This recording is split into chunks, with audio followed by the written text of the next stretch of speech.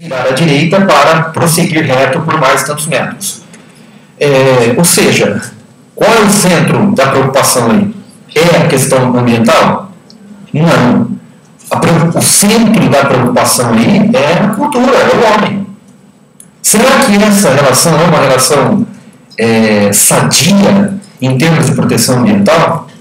Agora, pensem, a questão antropocêntrica, embora seja atual, ela é muito antiga, ela deita raízes na Bíblia, por exemplo, e depois eu vou dar um exemplo para vocês.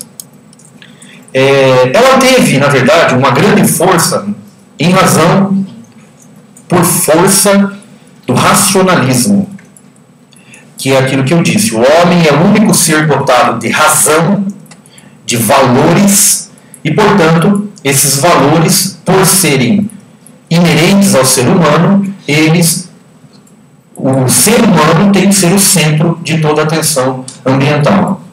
Agora, disse a vocês, e aqui, por favor, nós estamos aqui numa discussão acadêmica, nós estamos aqui numa discussão teórica, científica. Nós não estamos e não devemos envolver dogmas religiosos. Então, eu me permito em fazer uma citação bíblica, analisando única e exclusivamente do ponto de vista ambiental. Óbvio que nessa sala, em todo lugar que eu falo, podem ter discordantes, mas eu gostaria que entendessem que a tradição judaica cristã, ela contribuiu em muito para a visão antropocêntrica do universo, do homem, aliás. Nós tivemos um grande pensador que foi quase queimado, porque ele disse que a Terra não era centro do universo, e sim o Sol. Como ele não era bobo, ele voltou atrás e falou, não, vocês têm razão, eu que sou um idiota, eu não quero ser queimado vivo, tá certo? Então, por força desse pensamento, ele acabou voltando atrás e falou, não, vocês têm razão, a Terra é o centro do universo e o Sol gira em torno da Terra. Né? A tradição judaica cristã, ela contribuiu para esse pensamento filosófico. E eu vou dar dois exemplos para vocês. Gênesis. Disse Gênesis, no capítulo 1, versículo 26. E dele disse Deus, façamos o homem à nossa imagem, conforme a nossa semelhança, e domine sobre os peixes do mar, e sobre as aves dos céus, e sobre o gado, e sobre toda a terra, e sobre todo réptil que move sobre a terra. A palavra em relevo é a palavra domine, ou seja, o homem deveria dominar uma natureza que era hostil, uma natureza que era contrária aos interesses da criação. Embora ele próprio, repito, tenha criado todos os demais valores que nós vimos. E mais um, versículo 28 do mesmo capítulo. E Deus os abençoou e Deus lhes disse, frutificai e multiplicai-vos, e enchei a terra, e sujeitai-a, e dominai sobre os peixes do mar, e sobre as aves dos céus, e sobre todo o animal que se move sobre a terra. São versões, cada Bíblia, cada obra que nós encontramos, existem versões. Eu já encontrei uma versão que diz o seguinte, crescei-vos, multiplicai-vos e dominai a terra, lance sobre ela todo o seu temor, subjugai-a, e assim por diante, por aí vai. Ou seja, a igreja daqui é o homem, tá certo? Isso daqui é o homem que escreveu a Bíblia.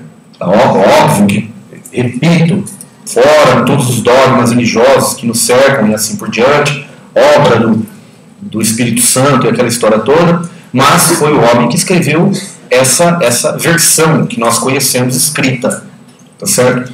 Mas a tradição judaica cristã, ela contribuiu para uma visão de que a terra, o meio ambiente, era preciso ser dominado, ser subjugado, ser,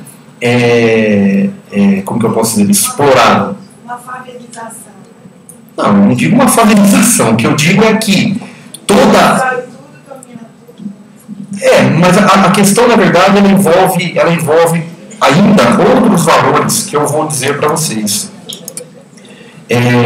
Qual é? Opa, voltando.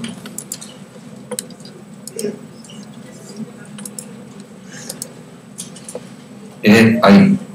Nós tivemos também outros momentos que demonstraram e reforçaram esse pensamento antropocêntrico do homem como centro do universo.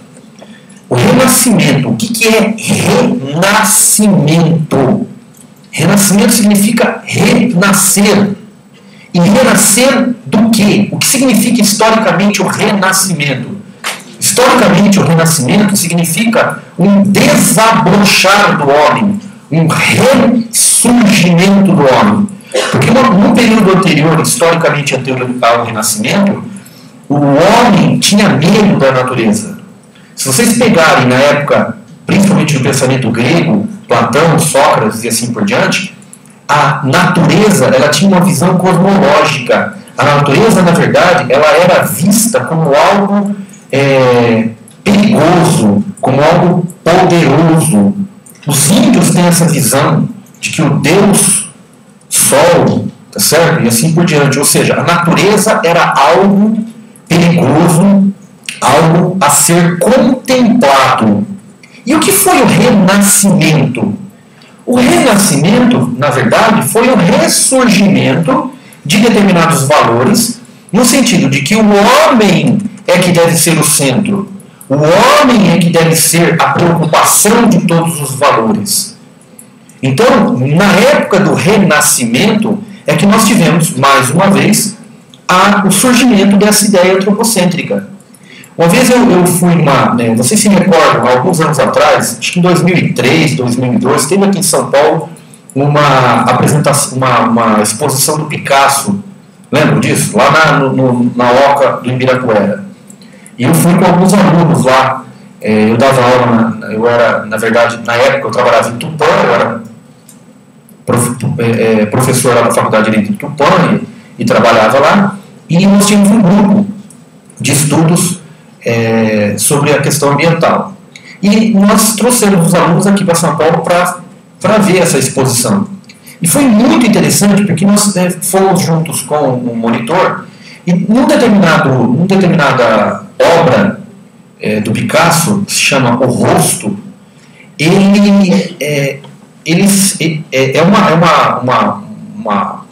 um desenho, né, uma imagem, onde ela é estilizada. Então, na verdade, não é um rosto humano, é um desenho redondo, certo? E de todos os lados que você olha, se você estiver assim, nessa posição, você vai encontrar, parece que um olho olhando para você. Se você virar nessa posição, vai ter parece que alguém olhando para você. Se você estiver olhando para cá, também tem uma determinada posição que você encontra, parece que ele está te olhando. E a explicação do monitor foi exatamente essa. Ou seja, o Picasso, naquela obra, ele estava querendo demonstrar que o homem é o centro do universo. E essa foi literalmente a explicação do monitor. Era uma visão antropocêntrica apresentada pelo Picasso.